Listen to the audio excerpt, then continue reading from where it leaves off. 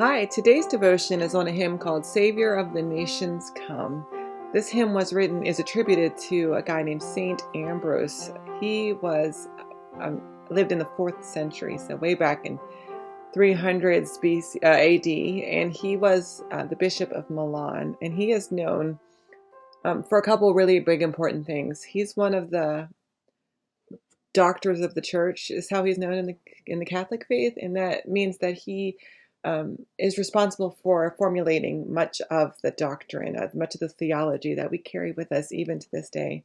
And he had a big influence on Augustine of Hippo, who was sort of the spiritual forefather of much of what Protestants, especially Presbyterians, believe.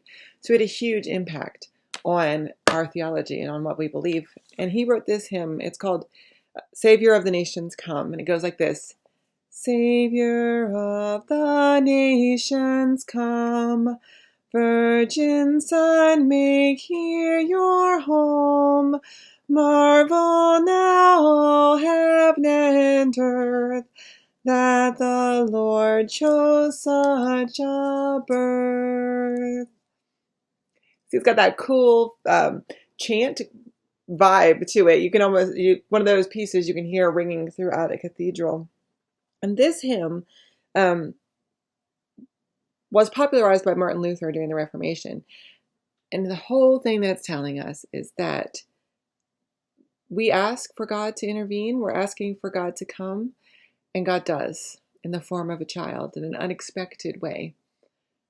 And each time this hymn is sung, it's a prayer. It's a way of asking God to come and intervene, to come and change our society, come and change our world. It comes in an unexpected way, this manger experience. It's not the way we would have maybe anticipated it, but it's still God's way of changing the world. And so I wonder if we need to look for God changing the world in unexpected ways. There's a lot of reasons why we want things to change, why we look at our world and our society and our nation and question how things are going and whether God is interested at all. But this hymn reminds us that God does come quickly. God comes in the voice of the vulnerable, in the form of a small child. And so we can sing praise for God's actions, even when we don't see them, even when they're a little bit hidden.